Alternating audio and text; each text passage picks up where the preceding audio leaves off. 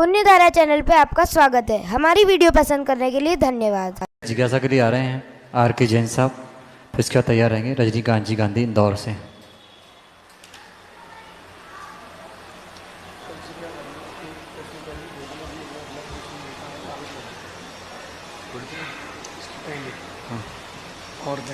महाराष्ट्र के चरणों में नमस्तु।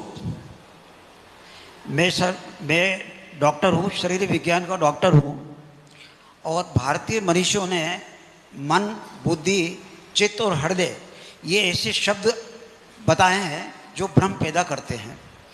और इसके अलावा जो मन को अपन चेतन और अचेतन स्थिति में भी अपन प्रकट करते हैं। तो मेरी जिज्ञासा यही है साहब कि ये जो चारों शब्द हैं ये इनको हम मतलब समानांतर समझें या इसको आत्मा का स्वरूप समझें और मन और चेतन को किस रूप में लें।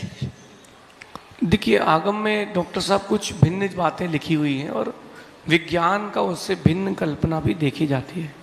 विज्ञान की बात करें तो मुझे ये लगता है कि विज्ञान पीछे जा रहा है, आगे नहीं जा रहा।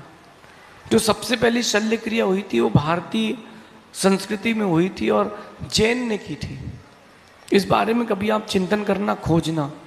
और भी बहुत सारी बातें ऐसी है कि जैसे संसद की बात एक सेकंड के लिए लेता हूँ कि वहाँ ऐसा होता है कि मशीन लगा करके सब सुनते हैं, सबको अपनी अपनी भाषा में सुनाई देता है।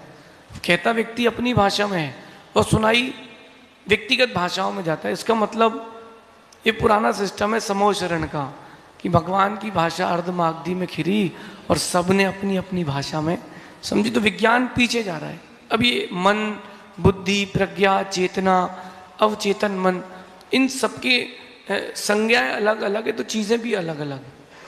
बुद्धि का मतलब होता है ग्रहण करने की शक्ति और प्रज्ञा, मेधा का मतलब होता है विस्तार करने की शक्ति।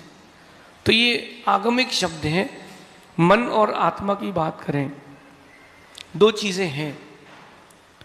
मन दो प्रकार का आगम में कहा, एक द्रव्य मन, एक भाव मन। द्रव्य मन जो होता है वो हृदय के अंदर 8 पंखुड़ी के आकार का है, सूक्ष्म है, दिखता नहीं है लेकिन है। और जो भाव मन है वो आत्मा की परिणति है। तो मन, अवचेतन मन, बुद्धि, इन सबको कहीं ना कहीं अपन आत्मा से रिलेट कर सकते हैं, लेकिन इनको आत्मा नहीं कह सकते क्योंकि आत्मा बहुत व्यापक है। जो मन है वो उस जीव को प्राप्त होता है जिसको संगी नाम कर्म प्राप्त होता है। जिसको नहीं हुआ उसको मन होता ही नहीं, चींटी में मन नहीं होता। तभी तो वो अनर्गल जगह भी चली जाती जहाँ उसकी हिंसा हो जाती है। पतंगे आके लाइट में घुस जाते हैं। क्यों घुस जाते हैं? क्योंकि उनके पास मन नहीं, उनके पास समझने की ताकत नहीं, शक्ति नहीं है। मन और आत्मा एक अपेक्षा से भिन्न है और भाव, मन और आत्मा किसी अपेक्षा से एक है। ऐसा आगम का कथन समझना। बाकी विज्ञान को भी और इस बारे में खोज करना पड़ेगी, तब कहीं जाकर के समझेंगे। बाकी प्रकृति जो है, जो प्रकृति है उसको बदला नहीं जा सकता, ऐसा समझ। Please like, share and subscribe my channel पुण्यधारा।